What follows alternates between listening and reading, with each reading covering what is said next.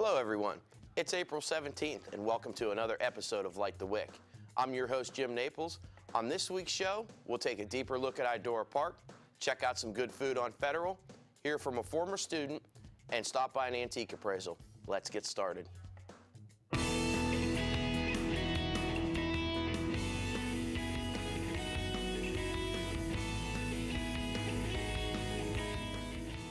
It's time for another edition of Food on Federal. This week, we got a chance to speak with Sean Allen, the general manager of Martini Brothers, one of the hottest downtown dining spots. Hey everyone, this is Sydney and I am on Federal Street outside Martini Brothers, downtown Youngstown. Okay, so we are going to take a quick look inside and get a good look on what goes on in Martini Brothers. They are known for their live entertainment, their delicious burgers and appetizers, as well as their great drinks. So I cannot wait to take a look inside. Let's go. Tell me exactly, how did Martini Brothers start? Who brought up the idea and how did it go forth here on Federal Street?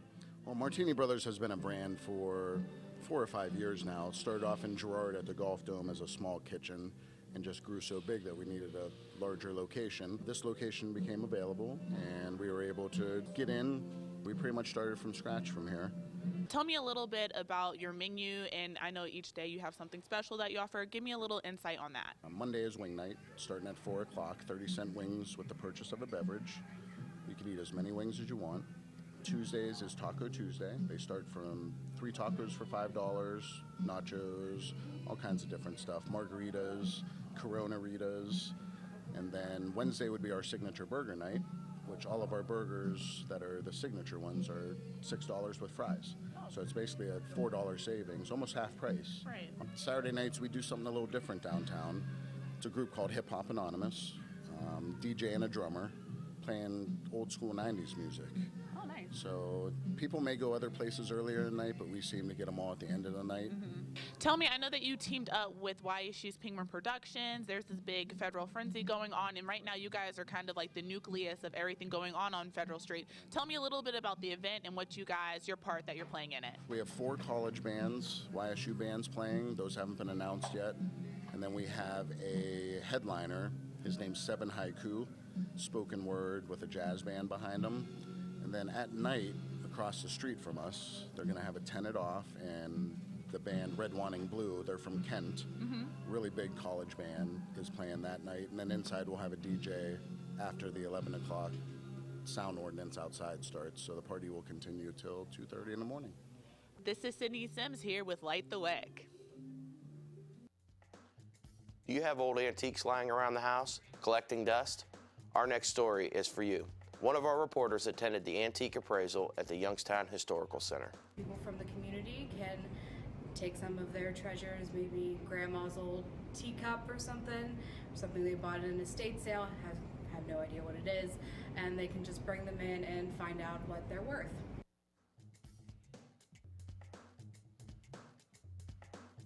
The appraisal started in 2013 by Nicole Marino and Andrew Schwimko.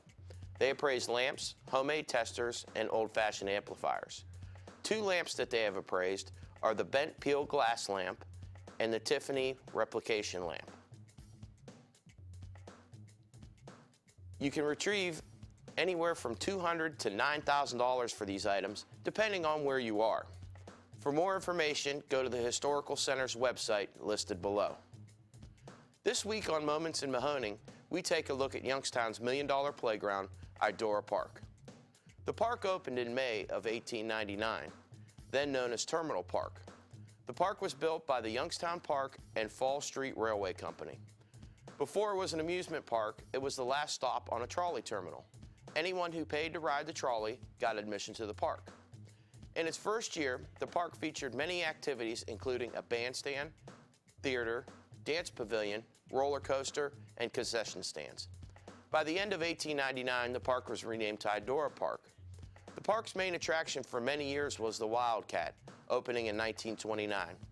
The wooden coaster was ranked one of the 10 best in the country up until 1984. The second coaster, which actually opened before the Wildcat in 1910, was the Jackrabbit. In an attempt to bring back business in 1984, they made the ride backwards and renamed it the Back Rabbit. Another attraction that drew customers was the country's only saltwater swimming pool. It was, however, closed in the 50s to make room for Kiddieland. The park also featured a ballroom which saw big names such as the Eagles, Ray Charles, and the Monkees perform. The park strived for many years, despite bigger parks popping up all over the country. But the fire in 1984 proved too much to recover from. The park closed in September of 1984. This has been Moments in Mahoning. Last Friday, YSU Communications Department put on a Pros and Pizza event in the Bliss Hall. Recent YSU graduate and short film director Paul Celine was the guest speaker. He spoke to students about life in New York City, his career, and his plan to bring his next film to Youngstown. After the event, Celine met with students to discuss making a living, doing something you love, and answering additional questions. His next project begins production this summer. Spring is in the air, and with that comes the YSU Dance Ensemble. Held by the Dance and Theater Department at YSU, the Dance Ensemble was created by a number of students and alumni, bringing together the best and the worst of their experiences and distilling it into a dance. We talked to a couple people involved to learn more. This is a group we started in 1990, and it's an audition group. So every September, the students come, they audition. They have to go through a physical audition. We have outside adjudicators who pick the company, and then they work all year long on their choreography and their dancing until we finally reach this point where we're doing the show. And the Department of Theater and Dance produces the show, and I'm the artistic director of the show. My piece is titled Lost in Transition. It's a modern piece. It's basically, I based the piece off of my personal struggle going through financial difficulties with me and my family and the personal relationships that had fallen apart during that period in my life. And the more that I started to choreograph and create this piece, it made me realize that everybody goes through a moment like this. So I didn't want to just tell my story. I wanted to tell everybody's story.